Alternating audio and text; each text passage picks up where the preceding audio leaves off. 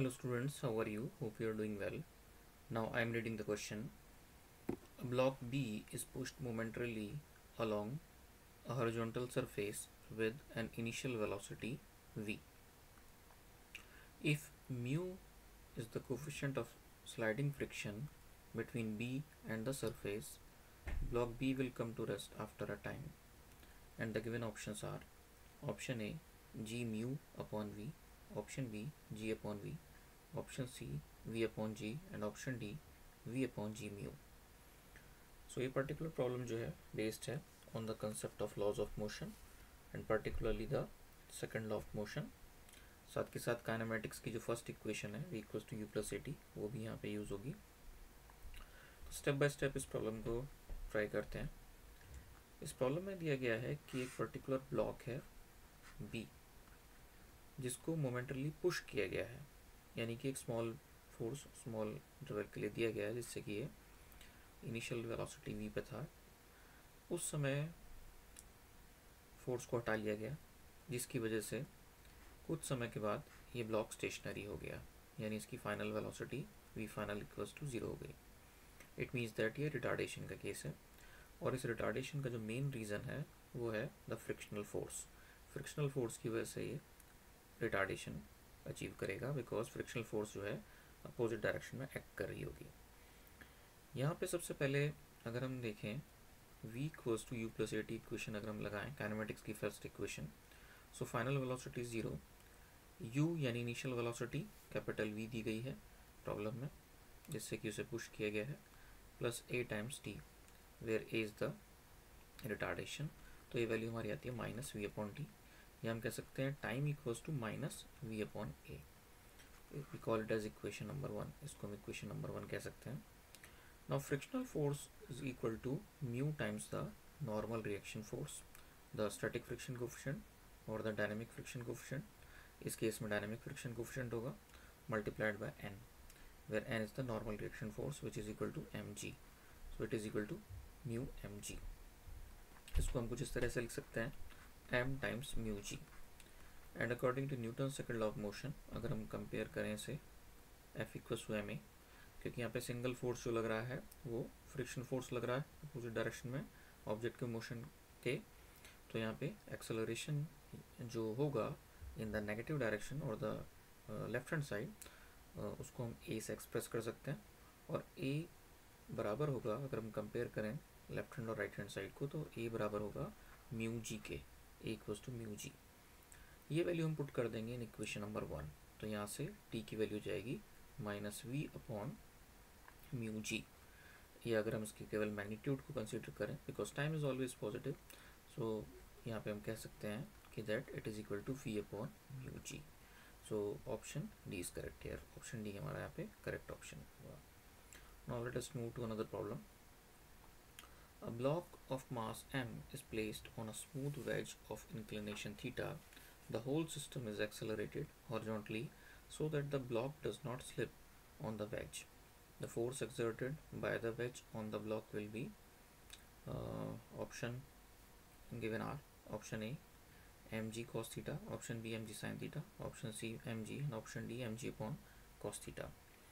So ये particular problem जो है based on the laws of motion, the balance of force and the concept of pseudo force. Pseudo force के concept पे based ये problem है. यहाँ पे एक situation दी गई है जिसमें कि एक horizontal surface है और इसके ऊपर एक wedge है जिसके ऊपर एक particular block रखा हुआ है जिसका कि मास स्मॉल m दिया हुआ है. स्मॉल m मास है. अब इस particular जो wedge है इसको एक फोर्स अप्लाई किया गया, एक्सेलरेशन दिया गया. तो जब acceleration suppose left hand side में हम कहें फोर्स जो है लेफ्ट हैंड साइड में इसकी डायरेक्शन है, तब उस कंडीशन में यहाँ पे एक स्यूडो फोर्स लगेगा on mass small m. Small m जो मास है उसके ऊपर एक स्यूडो फोर्स लगेगा जो कि अपोजिट डायरेक्शन में होगा बिकॉज स्यूडो फोर्स की डायरेक्शन अपोजिट होती है टू द अप्लाइड फोर्स. तो यहाँ पे इस पर्टिकुलर ब्लॉक के लिए इस पर्टिकुलर स्मॉल मास m के लिए हम कह सकते हैं for example it is having an acceleration of a dash. इसका एक्सेलरेशन a डैश है which is equal to the applied acceleration due to the applied force, acceleration due to applied force की वजह से होगा। वेज का जो angle है वो गिवन है theta, wedge is having an angle of theta. अब यहाँ पे इसका अगर फ्री बॉडी डायग्राम हम बनाएं या इस पे फोर्सेस को कंसीडर करें, तो इस पर्टिकुलर ब्लॉक पे एक डाउनवर्ड फोर्स लगेगा m g, which acts downwards. अगर हम एक परपेंडिकुलर ड्रॉ करें यहाँ पे, इस पर्टिकुलर ब्लॉक के लिए परपेंडिकुलर ड्रॉ करें, so the perpendicular makes an angle of theta with m g vector, जैसे कि इसमें शो किया गया है। सो ये होगा एंगल थीटा। सिमिलरली अगर हम देखें angle of A dash with the incline, तो ये एंगल हम देख सकते हैं थीटा के बराबर होगा, जैसे कि इस फिगर में शोन है। तो यहाँ पे along the incline A dash का जो कंपोनेंट होगा, अगर हम फोर्स के टर्म्स में करें, सूडो फोर्स के टर्म्स में लिखें, तो इसे हम एम ए डैश कह सकते हैं। और एम ए डैश का component along the plane upward होगा, जो कि होगा component m a dash cos of theta. तो ये कंपोनेंट होगा due to the pseudo force और इसकी डायरेक्शन अपवर्ड होगी। और एम जी डाउनवर्ड जो फोर्स है, ग्रेविटेशनल फोर्स है, उसकी वजह से अलोंग द इंक्लाइन प्लेन जो कंपोनेंट ऑफ द फोर्स होगा वो होगा m g cos theta, m g sine theta, it is equal to m g sine theta along the incline plane in the downward direction. अब अगर हम ध्यान से यहाँ पे देखें तो डाउनवर्ड डायरेक्शन में एक फोर्स लग रहा है m g sine of theta, and upward direction में फोर्स लग रहा है m a dash cos of theta. यही दोनों फोर्सेस एक दूसरे को बैलेंस कर रहे हैं, जिस वजह से ये पर्टिकुलर ब्लॉक जो है वो स्टेशनरी या स्टिल स्टेट में रहेगा, होल्ड रहेगा अपनी पोजीशन पे। तो यहाँ एम से एम कैंसल आउट हो जाएगा। यहाँ से हम कह सकते हैं that a dash equals to g sine theta upon cos of theta. तो ये ए डैश की वैल्यू आ गई, एक्सेलरेशन की वैल्यू आ गई, इसे हमने कह दिया क्वेश्चन नंबर 1। अब अगर हम बात करें द नॉर्मल फोर्सेस, जो नॉर्मल फोर्स लग रहा है इसमें, so the normal force, the normal total force is equal to m g cos theta. M g cos theta component होगा of the gravitational force along the perpendicular direction। तो यहाँ इसको हम शो कर सकते हैं like this। so this is mg cos of theta। so mg cos theta plus the component of m a dash along the perpendicular direction, यानी कि mg cos theta के along, तो ये होगा m a dash of sin theta। यहाँ पे a dash की value equation number 1 से हम पुट कर सकते हैं, तो ये जाएगा m g cos theta plus m a dash की वैल्यू हमारी जो निकल के आई थी वो आई थी g sine theta upon cos theta, and this is multiplied by sine theta. अब यहाँ पे कॉस थीटा एलसीएम आ जाएगा, कॉस थीटा एलसीएम आ जाएगा, तो ये बन जाएगा m g cos square theta plus m g sine square theta, m g sine square theta. तो यहाँ पे हम एम जी कॉमन ले लेते हैं, तो ब्रैकेट में आएगा cos square theta plus sine square theta which is equal to 1। तो हमारा जो फाइनल रिजल्ट बचेगा वो बचेगा m g upon cos of theta. So we can see that option D is correct here, option D हमारा यहाँ पे correct option होगा।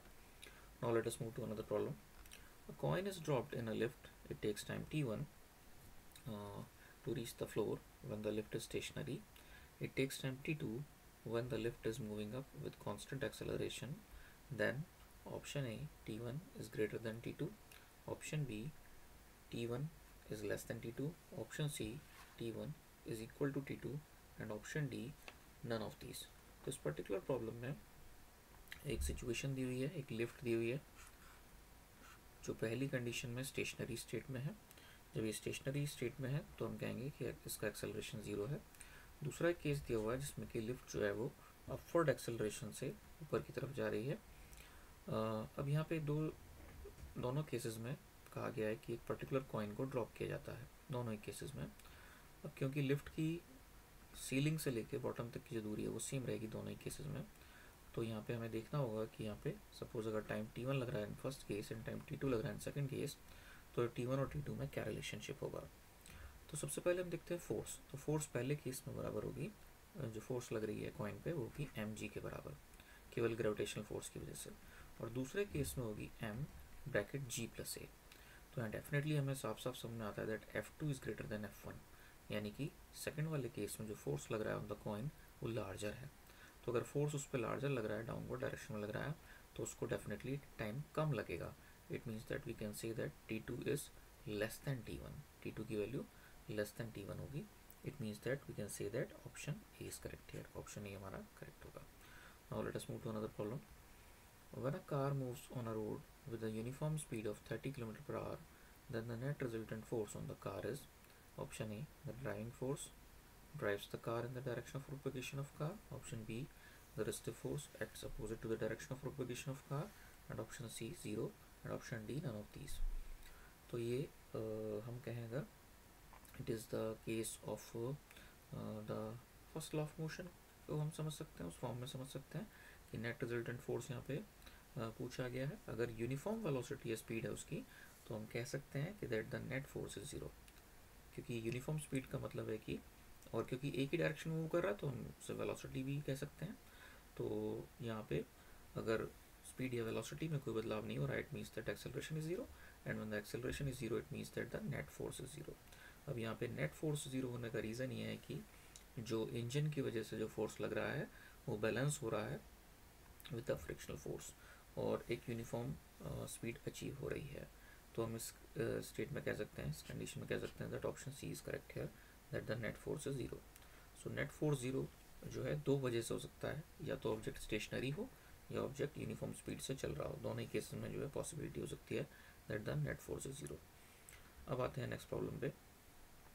A 0.5 kg ball moving the speed of 12 meter per second strikes a hard wall at an angle of 30 degree with the wall.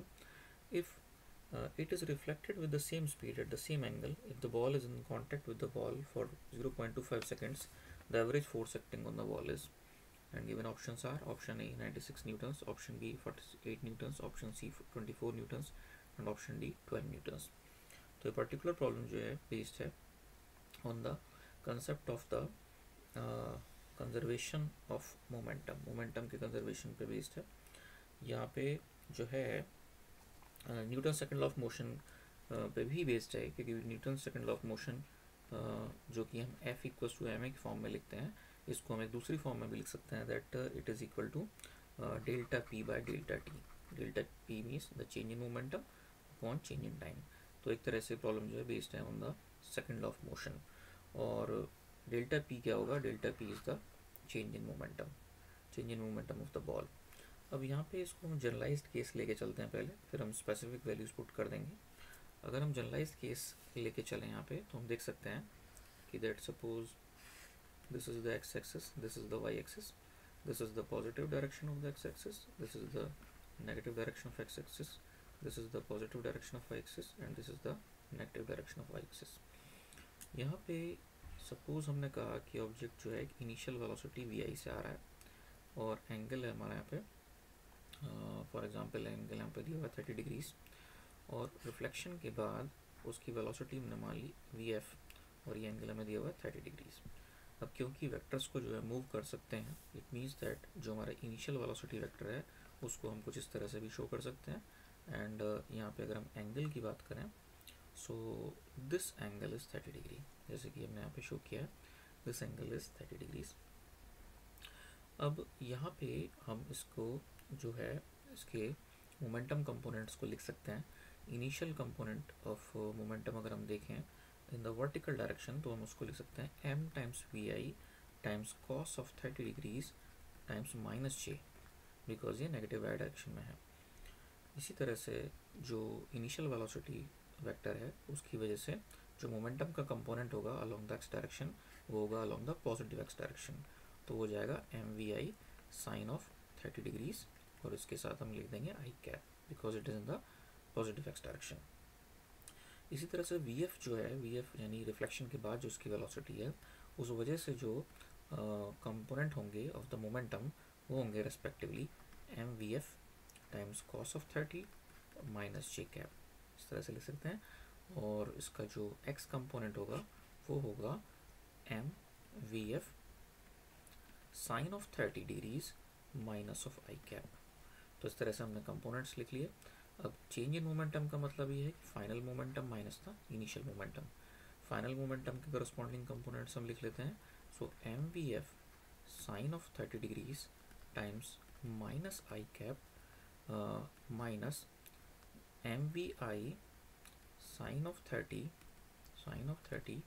I cap, ये हमने vertical components का जो है final minus initial कर दिया, plus जो horizontal components हैं उनका भी हम फाइनल और इनिशियल कर लेते हैं, m v f cos of 30 degrees and this is minus j cap minus m v i and this is m v i and this is cos 30 degrees minus j cap। तो इस तरह से हम देख सकते हैं that the these components cancel out, cos components cancel out, the only component remains are the sin components। तो इस तरह से हम लिख सकते हैं this is equal to the final expression of delta p is equal to minus 2 times m v. अच्छा, यहाँ पे वी एफ बराबर वी आई के है, जैसा कि दिया गया है कि इनिशियल और फाइनल वेलोसिटी सेम है, इसको हमने मान लिया एफ वी, तो हो जाएगा 2 times m v sine of 30 degrees time j cap. अब हमें निकालना है फोर्स, तो फोर्स है delta p upon delta t, so this comes out to be minus 2 m v sine of 30 degrees j cap upon delta t is given as 0.25, इसकी value हमें दी हुई है 0.25 सेकेंड्स, तो ये वैल्यू हमने यहाँ पे पुट कर दी। सो साइन 30 की वैल्यू थी 1/2, सो 2 से 1/2 को मल्टीप्लाई करेंगे तो हमें 1 मिल जाएगा। एंड अगर हम केवल मैग्नीट्यूड पे फोकस करें फोर्स के, तो बराबर आएगा, वो निकल के हमारा आएगा, it comes out to be 24 newtons. अगर हम इसको सॉल्व करें, so this value comes out to be 24 newton. minus 2 multiplied by m is given as 0.5 multiplied by v is given as 12, so we multiplied by 12 multiplied by 1/2 j cap upon 0.25. now this 2 cancels with this 2, and finally after solution we get this value as 24, the magnitude of f is 24 newtons। So we can see that option number C is correct here, option C हमारा यहाँ पे correct होगा। So these are the solution of these problems। So hope you understand these problems, thank you।